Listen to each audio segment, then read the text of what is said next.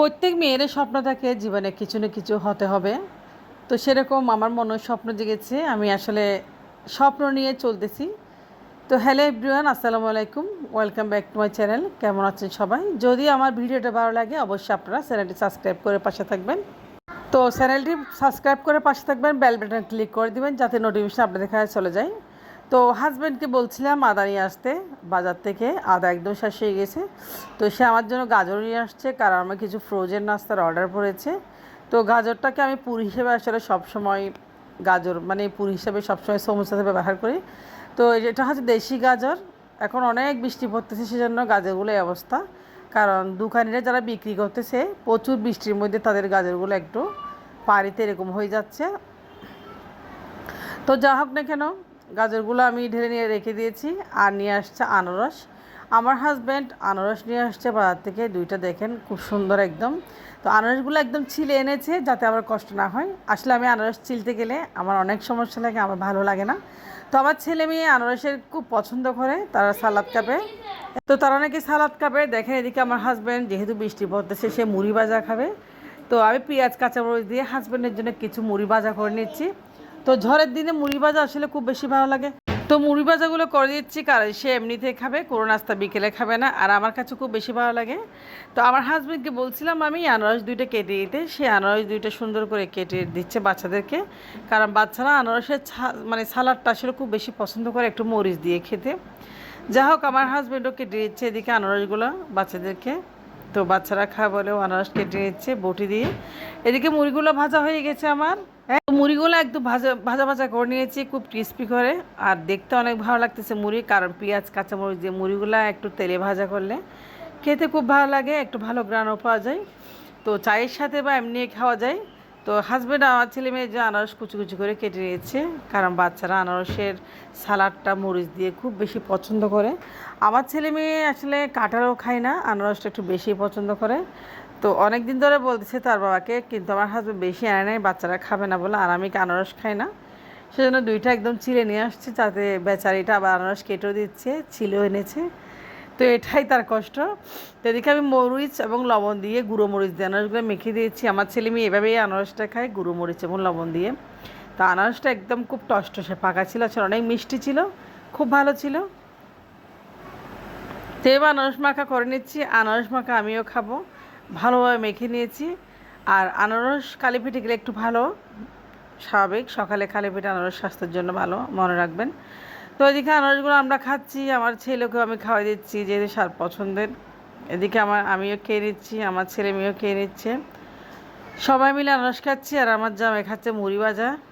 দুপুরে অনেক বৃষ্টি পড়তেছে, আর এই বৃষ্টির দিনে বিকেলবেলা এরকম খুব ভালো লাগে আসলে। আনারসটা খুব বেশি মজা লাগতেছে। তা আমার ছেলের পছন্দের খাবার মরিচ দিয়ে। আপনারা কী কী পছন্দ করেন মরিচ দিয়ে আনারস, এরকম অবশ্যই কমেন্টে জানাবেন। আমরা তো এভাবে খাই আনারসটা। তো এদিকে দেখেন আনারস খাওয়া হয়ে গেছে আমার, আমি বসে আছি, আমার বাচ্চাও খাচ্ছে।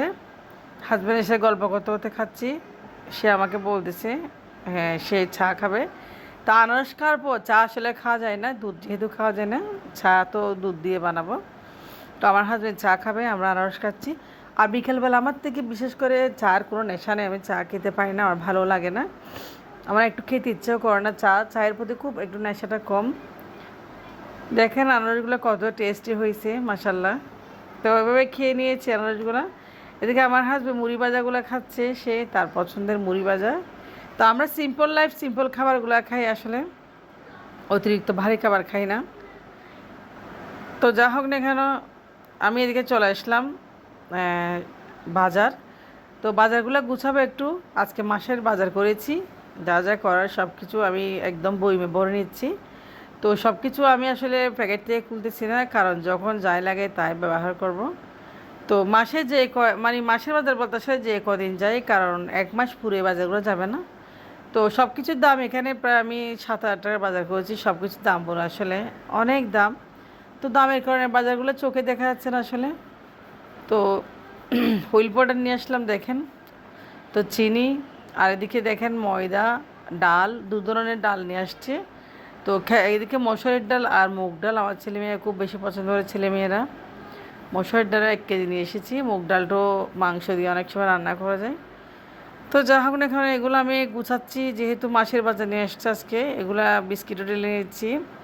তো টোস্ট বিস্কুট, টি টোস্ট আমার খুব পছন্দ, চার সাথে আমার খুব ভালো লাগে, বিকেলবেলা একটু খাই। তো পছন্দের সব কিছু বাজার করেছি, আর চালও নিয়ে আসছে, চালটা রেখে দিয়েছি। এদিকে সবগুলো বাজার আমি বইম বইম বড় রেখেছি, একদম কোনো বইমে রাখি নাই, আস্ত সবগুলো ঢুকে রেখেছি। এটা হচ্ছে সরিষার তেল, ভর্তা খাওয়ার জন্য আমার হাজব্যান্ড নিয়ে আসছে 1/2 কেজি। তো যা হোক, আমি সবগুলাই বাজার তো সবগুলো বাজার আমি আলাদা আলাদা করে একটা একটা বইমে রেখে দিয়েছি, কারণ বাইরে অনেক কিছু আছে, এগুলো শেষ হলে বের করব। তো দেখেন, এখানেও কিছু বাজার নিয়ে আসছে, চা পাতা, চিনি গুঁড়া, চাল, আমার ছেলে মেয়ের জন্য দুধ পাউডার, সব কিছু এই বইমে রেখেছি। তো এরকম গুছিয়ে গুছিয়ে আমি সব কিছু, এদিকে আটা, ময়দা, বিস্কিট, সব কিছু একদম গুছিয়ে রেখেছি। তো আমরা মধ্যবিত্তরা, নিম্ন মধ্যবিত্ত আমরা ধরতে গেলে, আসলে আমরা এভাবে বাজার করে খুব সিম্পলিসিটিভাবে চলাফেরা করি। এখন দেখেন এদিকে পেঁয়াজ, রসুন, তো আমরা খুব সেভ করে চলি যে কদিন যাই, মাশাল্লাহ, কারণ সব কিছুর দাম বেশি এখন। তো রসুন নিয়ে আসছি, এদিকে পেঁয়াজ আর বমি সব আমি নিয়ে নিয়েছি। দেখেন সব বাজারে বমি নিয়েছি। আমার ছেলে পেঁয়াজগুলো একদম ঢেলে দিছে, সে কাজ করতে, সে কাজ বাড়িয়েছে আমার। তো পেঁয়াজটাও রেখে দিচ্ছি সুন্দর করে, ওটা একদম ও ফেলে দিয়েছে। তো আগেরও কিছু পেঁয়াজ ছিল, সেগুলো উপরে আছে, অনেকগুলো পেঁয়াজ রসুন নিয়ে আসছে। তো সংসার আসলে প্রতিটি জিনিসে লাগে, কোনো কিছু বাদ যায় না। এটা হচ্ছে গরম মশলা, মাংসে দিলে মশলার গুঁড়োটা খুবই ভালো লাগে, অনেক টেস্টি হয় মাংস। দেখেন সব কিছু বই আমি ভরে নিয়েছি, বইগুলো ঢাকনা মেরে দিয়েছি। এগুলো হচ্ছে মাসের বাজার, আমি এভাবেই রাখি গুছায় একদম। যাই হোক, আপনাদের সাথে শেয়ার করতেছি। এদিকে একটা চস নিয়ে আসছে বাজার থেকে, তো আদাগুলো একটু ছিলে নেব, অনেকগুলো আদা এখানে। সংসারের প্রত্যেকটা আসলে জিনিস গুছিয়ে রাখতে হয়, আর সেই গুছায় আমার হাজব্যান্ড, আমি কোথাও গেলে আসলে একটা জিনিসও খুঁজে পাই না জন্য, কারণ আমি কোথাও গেলে সে আমার সাথে চলে যায়, আমার বাপের বাড়িতে গেলে সেখানে চলে যায়, কারণ সে কোথাও খুঁজে কিছু পায় না। তো সেজন্য আমি গুছিয়ে রাখি সব কিছু, আমি হ্যান্ডেল করি। যা হোক, এদিকে চলে আসলাম, দুপুর হয়ে গেছে, একটু করে আমি এখন রান্না করব খিচুড়ি, আর ডালের খিচুড়ি বাচ্চারা খুব পছন্দ করে। আর এই চালটা আজকে নতুন এনেছি, চালটা অনেক ভালো। তো রেগুলার চাল দিয়ে খিচুড়ি রান্না করবো আমি, খেতেও অনেক ভালো লাগবে। আর আমার বাচ্চারা একটু খিচুড়ি বৃষ্টি দিয়ে খুব বেশি পছন্দ করছে, আর এদিকে বৃষ্টি পড়তেছে, সেজন্য খিচুড়িটা আমি চুলায় বসিয়ে দিচ্ছি।